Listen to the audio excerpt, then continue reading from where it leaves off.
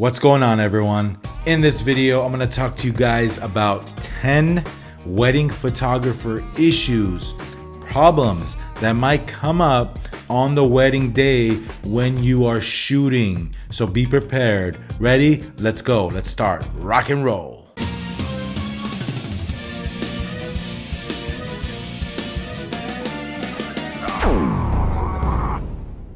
So this list is not in any order. However, these 10 things I wrote down and I want to share them with you. As a wedding photographer, I'm going to tell you what the issues might be, how to deal with them, and how to get past them. So you guys ready? Let's get started. Number 1, time. Time is of the essence, right? Have you ever heard of that? Well, time is crucial when photographing weddings. Now, all you wedding photographers know, it doesn't start at the wedding day. It starts when planning the wedding with the client. You guys talk about the schedule. Either the planner calls you or the bride calls you, and you guys talk about time. Okay, how many of you guys ever heard clients call you and say, we're going to start at 10, 11 we're going to do this, 12 we're going to do this, 2 o'clock we're going to do this, 4 the ceremony, blah, blah, blah, reception. It all sounds good and dandy on paper. Now, when you're there shooting 8 out of 10 times, and this happens so often, things don't go as scheduled or as planned. So, yeah, we might get that rare wedding where we're on time, everybody's on time, but time is an issue, and here is why. You might have a bride that's late getting her hair and makeup done. How many times does this happen? We're there at the bridal suite or at the bride's house waiting for the bride to arrive. She's at the salon or she's getting her hair done. The makeup artist is at the house, and you're just waiting and waiting and waiting for the bride to be ready. Well, this is what you do, guys. Before the wedding, call the bride a week before the wedding, and make sure it's a week or a few days before, just so it's fresh in their memory. You know, if you call them 2 months before, they'll forget everything you've told them. So make sure it's a couple of days before or a week before. Call the bride, and if the bride doesn't want to be bothered with this, call the wedding coordinator, the planner. Let them know that. Make sure they stress to the hairdresser and the makeup artist to not be the reason why they're running late. Because what happens when they're an hour late? All of a sudden, the schedule becomes destroyed. You're rushed. You have to make it on church on time. You got to get your shots in. You got to do this. You got to do that. And that brings more stress onto you as a photographer. So what I suggest doing is coordinate again with the bride or the coordinator. Stress that you need the bride to be ready at a certain hour, because if she's not, it's going to throw the whole schedule off. You're at risk of getting, bad shots. You're at risk of not getting the shots that she's always wanted. And that's just going to come around and hurt you. So in the long run, you don't want problems. Make sure the time is, everyone's aware that you need to be somewhere at a certain time. You need to get these shots in. And also be aware of how much time you need as a photographer, for example, to get the bridal shots in, to get, the makeup shots in, or whatever shots you're doing. How much time you need at the groom's house, how much time you need at the park location. Time is key. And I suggest you guys, stress this to the client, saying that, we need you on time, ready to go. I understand it's not always the hair and makeup's fault. There's been stories where the bride just doesn't like the way she looks. She doesn't like her hair. They have to redo it again. I know they have, hair and makeup have their own, difficulties to deal with.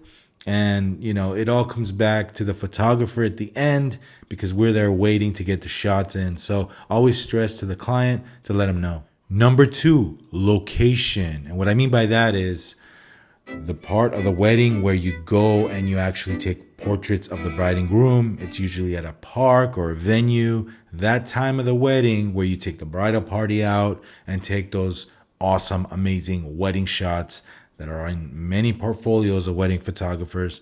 That part. Location becomes a problem.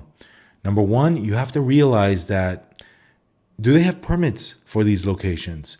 How many times I show up to a location and the bride and groom are not aware that you need a permit to shoot there.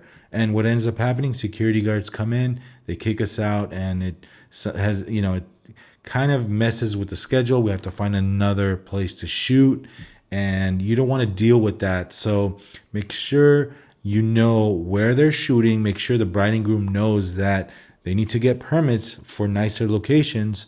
A lot of locations require these types of permission or permits. So make sure they do that. And if the bride and groom asks you to get a permit, it should be the bride and groom that handles that, not the photographer. Now, if you show up to a location on the wedding day and you have a problem with the location, whether it's permits, whether it's the location is not as nice, because some bride and grooms, they don't think about these things. They're busy with coordinating the wedding. The photographer might have nice locations. They don't really think about that much. If you show up to a location and they kick you out, make sure you have a backup plan. Make sure you have the area. Do your homework as photographers, because if they look at you and say, "Hey, what do we do now?" You always want to have the answers. So do your location scouting. Make sure you have a backup plan if you do get kicked out. But make sure you tell the bride and groom to get permits if you do need permits. You don't know how many times brides are not aware of the situation and their hearts are broken because they cannot shoot in front of the, the White House, or in front of the, beautiful palace of fine arts. And also, if you're the one to decide on location, make sure you share it with your clients. Make sure they like it, because if they don't like the location that you choose, then they're going to blame you for not so great background. If you choose like a park where there's a lot of picnics going on and families, but tourists all over the place, they're not really going to like that. Your photos are not going to turn out great. You can have a bunch of people in the background walking around. Now, weddings are not perfect. I understand that. I wish we could block out a beautiful location all to ourselves, but that's not the case. So there's certain things you can do if you see tourists in the background, if you see people walking around. There's certain things you could do as a photographer to minimize that in your pictures. We'll leave that for another video. Number 3, as a photographer, make sure you take enough shots or equal amount of shots and time with each client, meaning bride and groom. I've had issues where the bride has so many pictures of her and the groom not so much, and the clients kind of had issues with that. So make sure, I understand it's the bride's day, but make sure you share the time. Make sure the groom has enough portraits of him and the family. Make sure the bride has enough shots.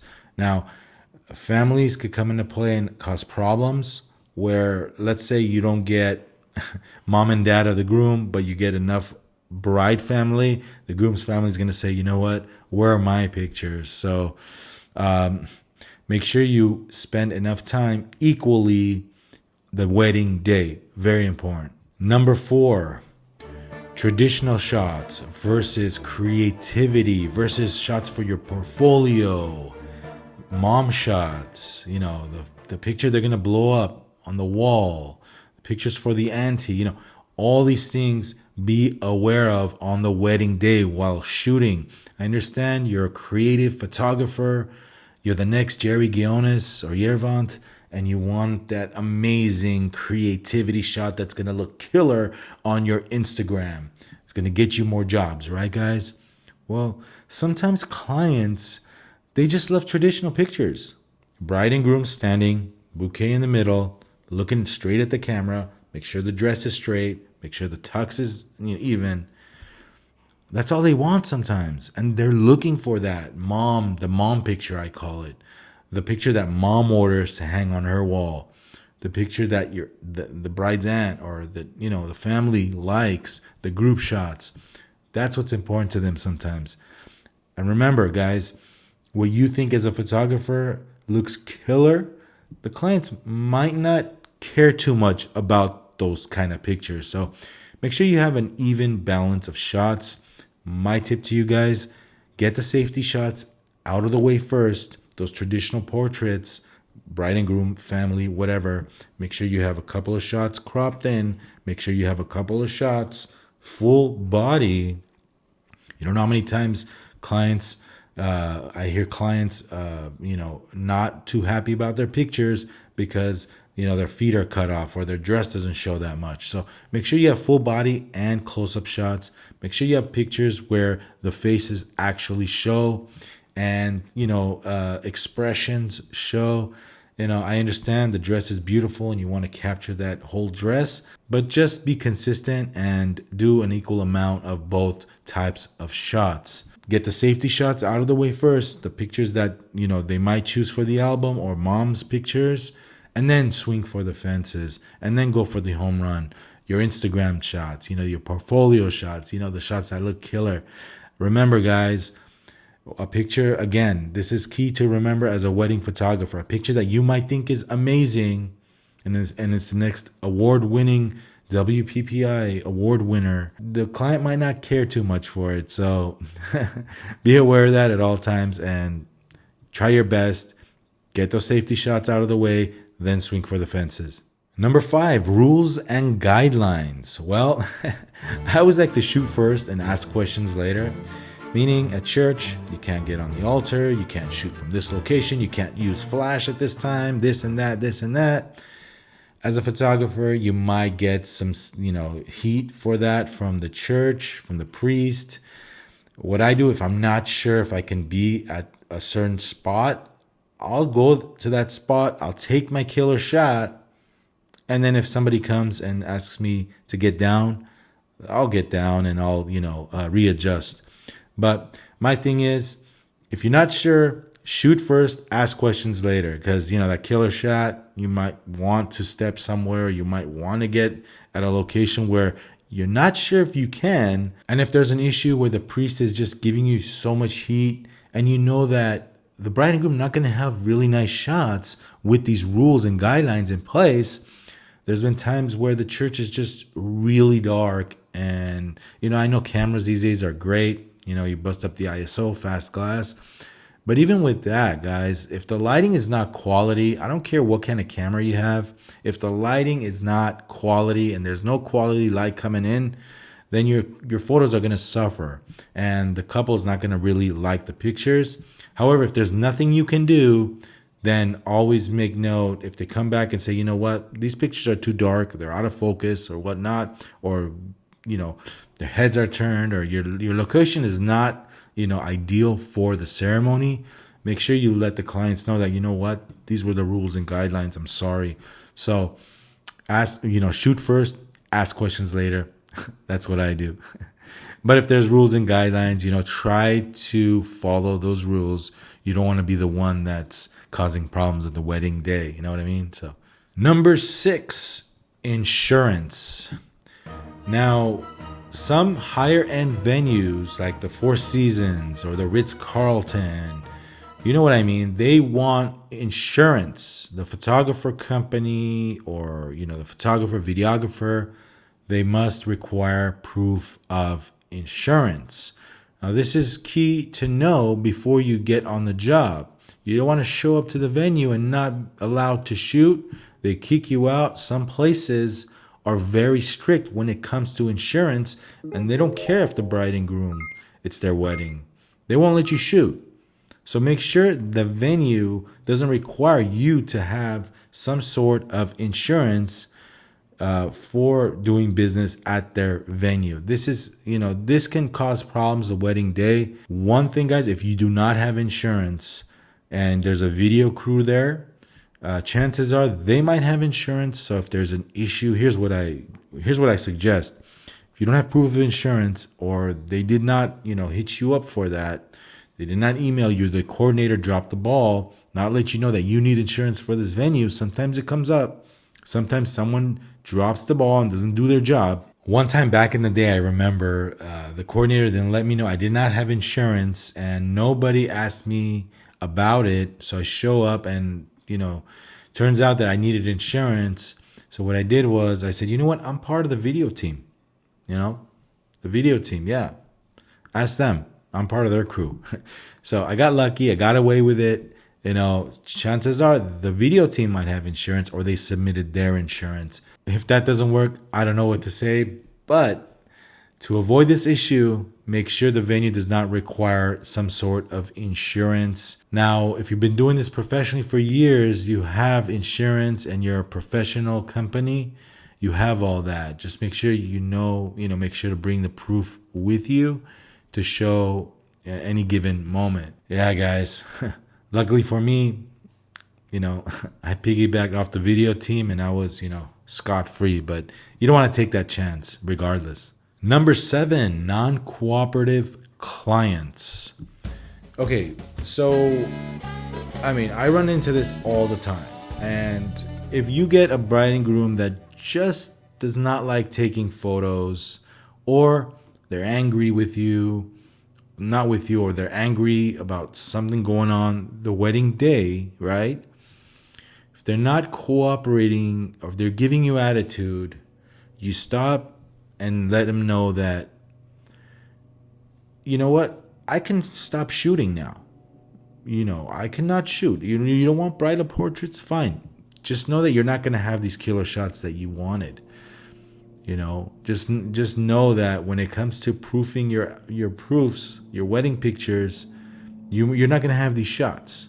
You're paying me thousands of dollars to shoot your wedding, to photograph your wedding, and I'm just going to feel bad that I wasn't able to deliver these shots because you're not cooperating. I know you want to party. I know you want to have fun, but don't you want these shots too? Now, if they insist that, no, just take pictures, random pictures. Okay, fine. Do your best photojournalism style of wedding photography and go with the flow. Never get into an argument with the bride and groom. Say, you know what? You really need to pose for me now.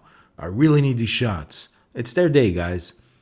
It's their day. They're paying you. If they want to go about it that way, then fine. If that's, make your case and then move on. Make your case and move on. But make sure they remember this. Because sometimes they're drunk, they don't remember this. And then when they proof the photos, hey, where's this? These pictures suck. What's going on?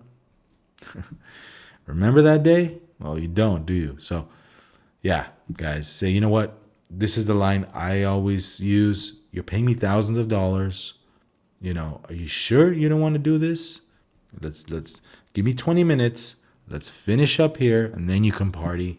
Then I'll be happy with the pictures. You'll be happy seeing the photos, and you can party after that. A lot of times after that, they realize that, you know what, let's get this done. You're right. How much are we paying the photographer? Yeah, honey, let's go. We got to get this done, Once they realize how much they're paying you, they'll cooperate. Trust me. Number 8, Steven Spielberg is hogging all your time. Steven Spielberg, meaning the videographer, is just, taking up all the time, and he's acting like a movie director, and he's not giving you the chance to photograph, to do your job. And you never worked with this crew before, and you're clashing the day of the wedding.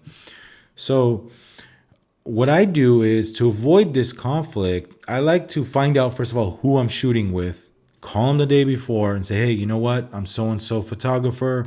I'm shooting so-and-so's wedding. I think we're together.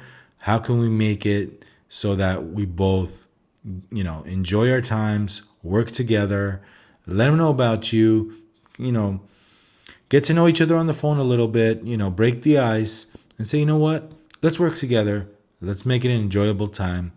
Either you shoot first or I shoot second. We can shoot together. What I do is I pose for myself, for my shots, and then I, say, hey guys, you want to capture this moment? And sometimes I throw a bone here and there. You know what I mean? I have the bride and groom walk and talk, and even remember, action and movement, it creates amazing pictures. So what I do is I set the shot up for the videographer. I have the bride and groom walking, talking, running. I'm there with the 7200, just capturing those shots in between.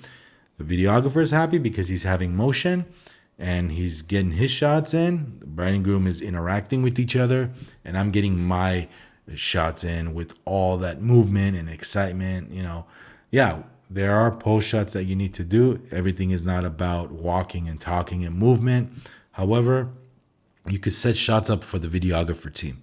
He'll be happy, you'll be happy. And if problems arise where you're button heads sometimes, cooler heads prevail. Stop, slow down, and just say, you know what, Mr. Videographer, no problem. Get your shot. How can I help you today? Can I hold this light for you? Wait a minute. This is what I do. I say, wait a minute, Mr. Videographer. The veil is kind of crooked. Do you want me to fix it for you? Or is this what you're after for the look? Oh, thank you, man. I appreciate that. Thank you. You build rapport. You becomes buddy with the video team. So very important to get along with the video team. You'll see that he's opening up to you, and then you'll see that he's helping your shots out. He's holding your flash, or he's doing this for you, or he has a killer shot that you don't want to miss. Or one time I did this for the video team. I saw a moment that the videographer was not there capturing, but I knew that if he didn't capture this moment, then he'd have problems. I said, hold on, guys, 1 second. Let me get the video crew in the shot. Give me 1 second. Let me call the videographer. Let him get the shot too. I called the videographer, came over, and they started the tradition or whatever was going on. So that's a good way. You know what I mean? Help each other out, guys. If you see that the video team is not there capturing a key moment, stop everything, call, on the phone or track them down. Say, hey, guys, get this moment. This is important. You know what I mean? That's one way you can, leave a good impression, and things will just go out smoothly. Now, I understand that, when you work together before, it helps, but you necessarily don't have to work together. You necessarily don't have to know the video team to use these tips that I'm giving you guys. So be nice about it all. Never have an attitude. Never have this, I'm the photographer, I'm the legend photographer here. You got to listen to me. Who are you? These kids with the video cameras these days. Don't have that attitude, guys. The best of the best photographers these days are humble. They're nice. And if you didn't know them, you would think that, they're just some regular dude with a camera. But they happen to be the best wedding photographer in the world. So be humble, be nice about things. Number 9, drunk, unruly guests or drunk bridal party getting in your way and not letting you do your job. Now, if you ever come across Uncle Bob's or, drunk guests that are just causing issues on the wedding day for you, you let them know that, listen, Bob, they're paying me a lot of money to capture this day. You know what I mean? If you're in the way, if you're bothering me not being able to capture, then you know what? They're not going to be happy with me. So, and if you continue to have problems with these people, go up to the bride and groom and say, listen, this people is causing problems. What can we do about it? He's not letting me do my job, or I can't focus, or, sometimes the bridal party is just unruly. They want to party. They're drunk. You let them know that, listen, guys, bridesmaids, ushers, listen to me. And don't be afraid to raise your voice sometimes, okay? Raise your voice sometimes and say, listen, guys, Mark and Jane are paying me thousands of dollars here to capture this wedding day for them. Now, if I don't do my job, if you're not letting me do my job, then they're not going to be happy with the photos, and we're going to have problems, okay? Do you want them to lose out on thousands of dollars? Do you want them to pay for nothing? So raise your voice, be assertive, take command of the situation. I'm not saying to be, Mr. Rude Photographer, but sometimes being too nice, people can just walk all over you the wedding day. So you have to take command of the situation sometimes and just let them know, hey, they're paying me a lot of money to take pictures of their wedding. You want to ruin it for them? Go ahead. But you know what, Mr. and Mrs. Bride and Groom? Blame the bridal party because I didn't get the shots. Oh, wait, you know what? Listen to the photographer. Listen to the photographer. Enough. Go to the limo if you're not going to cooperate. I've had so many times where ushers just wouldn't cooperate, and the groom's like, you know what? I've had enough. Listen to him. Let's get this job done so we can go out and party. And sometimes I say, you know what? The faster we get this done, the faster you can go out and you can start dancing and partying. Okay. We have to get this done first before that happens. So you want to get to the reception hall? Let's do this first. And finally, number 10, second shooter or assistant problems. Now, I like to get to know my assistants, my second shooters, to kind of like go out and let them know what the daily routine is, how I want them to shoot, the camera settings, lenses they use. Sometimes you have issues with newer people that you work with. Now, whatever the issue is, you might have problems with egos, which is, I've dealt with that. You might have a problem with how much you're paying them.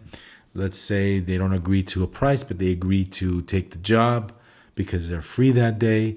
And because they're not getting paid their normal rate, they're used to getting paid with another photographer. That means they're going to do a half-assed job. Well, that's not acceptable. You might have issues like this. Just make sure who you work with. Make sure they know the style that you shoot and what you do and what they're required of the wedding day. You know what I mean? You don't want to hire somebody that just socializes all the time and misses shots and doesn't help you out. Hey, where's the second shooter? He's nowhere to be found. Or where's my assistant? You know what I mean? So, all right, guys. I know this was a little bit of a long video, but I thought this was important to get out there. This is perfect for all the wedding photographers out there, beginner wedding photographers. Make sure you watch this video. If you know of any wedding photographers and you think they can benefit from these tips, go ahead and share this video. And let's like this video and let's get it out to as many wedding photographers so they can learn what I've learned throughout the years, experiencing these issues. Now, I understand nothing's perfect in life. You're still going to come across problems, but it's how you deal with these problems that makes a whole difference in the world. So hopefully this video helped. All right, guys, if this is your first time on this channel, go ahead and subscribe to Vahagraphy. This is a channel where we talk all things regarding photography, wedding photography. We even do awesome camera reviews, Vahagraphy talks. We talk to other like-minded professionals, live stream chats.